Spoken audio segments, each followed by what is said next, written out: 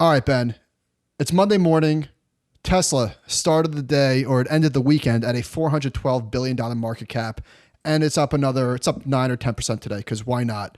Last week, I wrote a piece called Modern Market Cap Theory, which was a play on MMT, the idea that there's no such thing as too much money. What you really have to focus on are inflation and things like that. So the question that I asked was, does market cap matter? Is there no limit to how big these companies can get? Last week, I forget what day it was, maybe Wednesday or Thursday.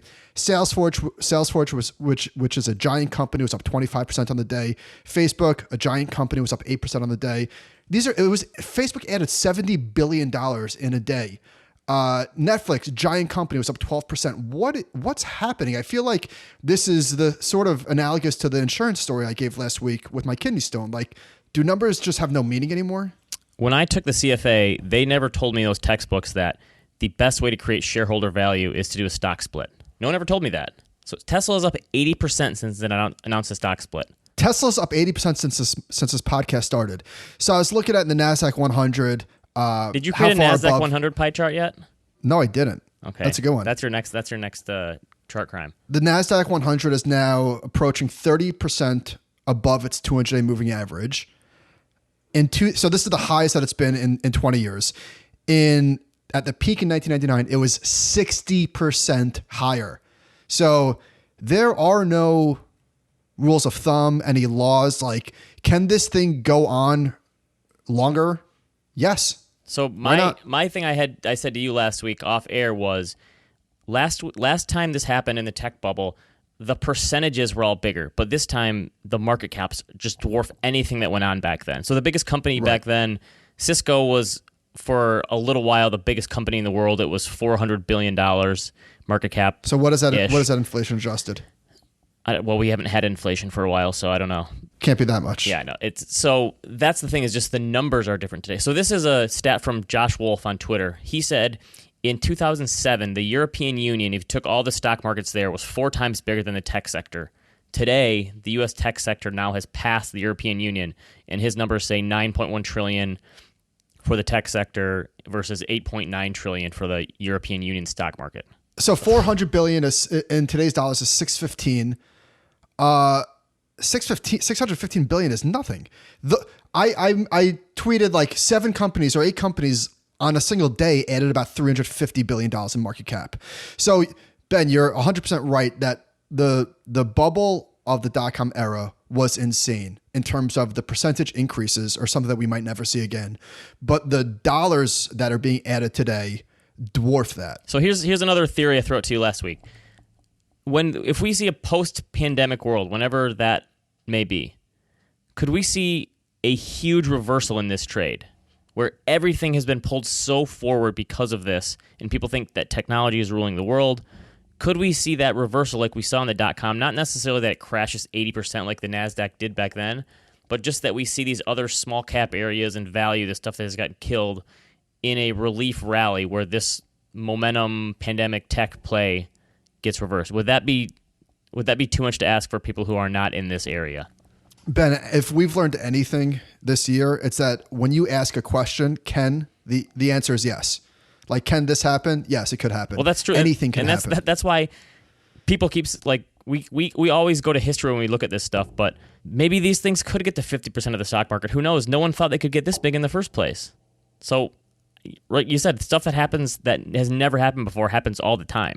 A few months ago, we were talking about this. I was like, this can't continue, because if they continue to grow, if the big 5 continue to grow at this pace, that they have in the past, what did I say? In 6 years, they will be 50% of the market. Maybe that's where we're headed. I think in the next few years, Apple is going to be a bigger piece of Berkshire Hathaway than Berkshire Hathaway is. Is that what's going to happen? Right? His holding an Apple. How bad would that company be if he didn't own Apple? Doesn't it make up like 40% of the value of the company now, or something ridiculous? So the big news last week was what's going on with the Fed and changing their targeting inflation to the average inflation. Okay, and Greg, this was big news, but was it really? It was big news in a certain corner of the world. Yes. No, but I mean, I know that they had never. You mean, are the said implications? They never said it are before, the implications big?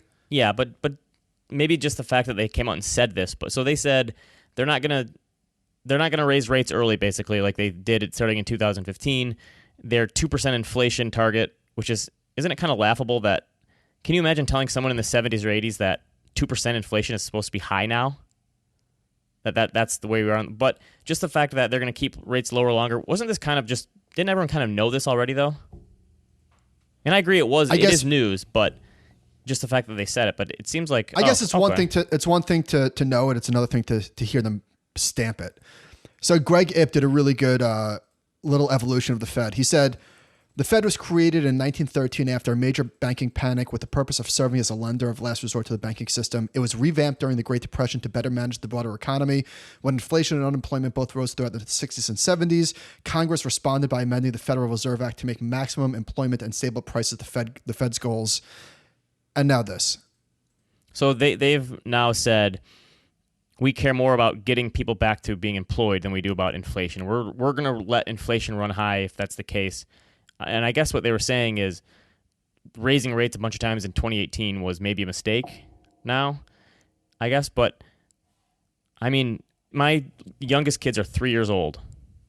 In 15 years, when they're going off to college, it would not surprise me in that time if we don't ever see rates over 2 or 3%. Like, don't you think that rates are going to stay low for a long, long time now if they're willing to let this happen? Like, can you see the Fed ever getting rates over 3 or 4% again in our lifetime, potentially? I'm like shell shocked by this market cap stuff that I'm afraid to give an opinion. yeah, maybe that you get it thrown in your face in 10 years, but how about this? People saying, "Oh, there's no inflation. Have you seen prices at whatever the grocery stores?" I can't. You told me I can't say it anymore, so I'm not going to say it. But I would ask a question to these people. The Fed has to measure prices somehow, right? If CPE is not the preferred metric, what do you suggest they use? Should they have different interest rates in different geographies? In other words, if gas prices are high in California, should California have its own set of interest rates versus whatever, Nebraska? I sent you last week a video from Russ Roberts, and he looked at this, and he said the way that they do it, too, is really hard to fathom because you compare a TV in 1970 versus a TV today, and the cost actually isn't that different. But the TV in 1970 was this tube 24-inch thing, and today you can get a 46-inch one with a bigger screen and a better screen, but you're comparing those two same items, even though today's is way better than it was in the past. So how do you... It's just a hard thing. And what was the book you recommended to me, The Great Inflation? Did you get it yet? So I started reading that, and the thing that jumps out to me about that book is, even looking back on it now, I wasn't really happy with the explanation he gave for why it happened. He still couldn't really get through the reasons why we got that severe inflation back then. Well, he was saying that it wasn't necessarily the war. He was saying it was policy mistakes. He said it was more policy than anything. But he said they were trying to stop recessions from happening, and that's what we're doing now when we're not seeing inflation. So I didn't really come away satisfied with the explanation, but I think that's the reason, because it's something that it's hard to wrap your head around understanding why it happens and how it happens. And even the Fed is putting this out there. And even though they're saying they want inflation to get higher, they may not get it just because they say that. Inflation can stay above or below because they're going to use an average. What are they using? A monthly moving average? What are they using? So I looked at the inflation rate, the trailing 12 months, going back to the start of the last decade, 2010. 63% of the time since the start of the last decade, inflation has been below 2% now in the U.S. So it's already been pretty low for a while. So them letting it go... Again, it's funny. If you'd have told people 3 or 4% inflation is going to be considered high a few decades ago, they would have said, "What's wrong with you? That's not high inflation. That's nothing."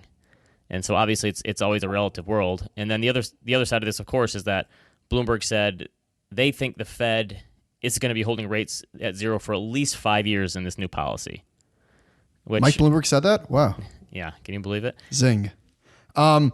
Another difference was, I guess Powell said, this change reflects our appreciation for the benefits of a strong labor market, particularly for many in low and moderate income communities. Yeah, so they're trying to do what they can, basically, right? And they're also saying to Congress and the rest of government, listen, we're going to keep rates extremely low for you. You can borrow at nothing right now if you want to. Help us out with fiscal policy. And then if the Fed needs to change their mind down the line, they can. But they're saying we're setting the table for you. It's all ready. You're not going to borrow at anything. do what you need to do. Another maybe textbook relationship that needs to be rewritten is unemployment versus inflation.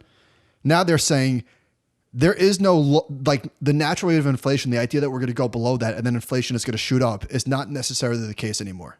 Another table we're setting here. Are we going to get potentially the mother of all asset bubbles from this? People are going to be able to borrow for low. There's going to be nowhere else for people to put their money but the stock market. If you're putting that hat on, I believe it's asset price bubble. Yes, asset price inflation. Asset price hyperinflation is coming, right? Rates are going to be low for a long time, and people are going to blame the Fed. And listen, I think the Fed is they're playing the hand they've been dealt.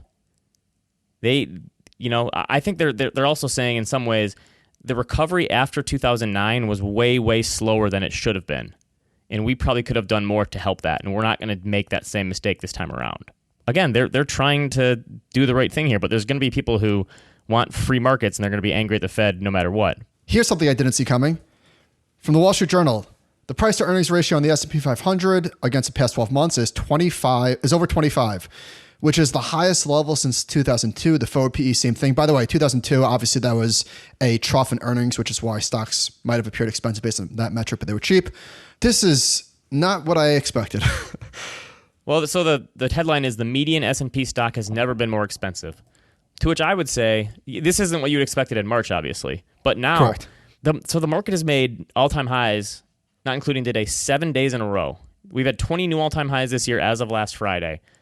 With stocks back at all-time highs and interest rates at all-time lows, shouldn't we not be surprised that valuations are so high? And the fact that tech stocks dominate the stock market now? Doesn't this actually make sense? Like wouldn't it be more shocking if the market was like low valuations here? Then you think something's wrong. If the market had screaming low valuations while all this is going on, wouldn't you say, well, this doesn't make any sense? I think the opposite, that what's going on does make sense. But think about what's gone on in the rest of the world. We have had low valuations and low interest rates. So that dynamic can exist. I guess what I would say to this biggest pushback is that hasn't Hussman been using the median market cap as an indicator for a few years now? That's the thing, and it hasn't mattered. He was doing that for a while. Oh, he was doing the median market cap to revenue, I believe, was the chart that he was using. And by the way, I'm not saying all of this market cap stuff is irrelevant. I'm just saying, like, we've learned that this might matter, it might not, but this is a really difficult way to invest your money. Is what is the S&P 500 valuation level? And we've had earnings fell off a cliff because of the pandemic, and now people are betting on future earnings, not just next year's earnings, right? It's not just the next 12 months. Theoretically, if we're going to be long-term stockholders, you're betting on the next 30, 40, 50 years of earnings, right? Not just the next years. Obviously. Yeah, that's how the market works. You don't think Robinhood traders are doing a discounted cash flow analysis and using a terminal value to get back to the present value? They're not doing that? I don't think anybody's ever used a discounted cash flow analysis. At least that's what Trent says about Buffett. Okay. He does it in his head, right? But everyone else has to use a spreadsheet. Anyway, so there was an article in the Wall Street Journal that our very own Nick Majuli contributed to, showing, so people talk about like the speculators here, the Robinhood traders. This market is still dominated by institutions. They still make up over 80% of the trading. In China, for example, individuals often account for more than 80% of volume. In Korea, it's 85%. Wow. That's huge. That's a yeah. People are saying. So, although I wonder, to me, like the obvious question is, that's a lot of suckers potentially at the table. Do active managers in China and Korea outperform the indexes? Or why aren't more hedge funds in the U.S. trading in those markets to try to take advantage? So they said, this is from Tab Research Group, and they said in the first 6 months of the year, individuals accounted for 19.5% of shares traded in the U.S. stock market, up from 14.9% last year, and double the level from 2010. But again, to your point, if you invert this, that's still 80% of the market that's being driven by pros. So trying to blame this all on Robinhood short-term traders, they're still 1/5 of the trading volume. They're still not doing it. Yeah, they're not moving it. They're not going to move the big names, even the Teslas of the world. Like, could they? So I think in the chart that Nick created, are they going to potentially push around shares like Kodak and Nikola? Yeah, but $2 trillion companies, get out of here. So speaking of Kodak, do Do you know it's down from the all-time high, or not from the high of 3 weeks ago, 4 weeks ago? So it went to, what did it go to, 60? It's down 82%. So what is it down your to? plumber got out just in time. So it's down back to under $6 a share. My plumber's Sharp ratio is 11. So it went from $2 a share to 30. How did it hide it get? It went to 60. Oh, 60 in a day, intraday, and then back down to 6. So that's fun. Anyway.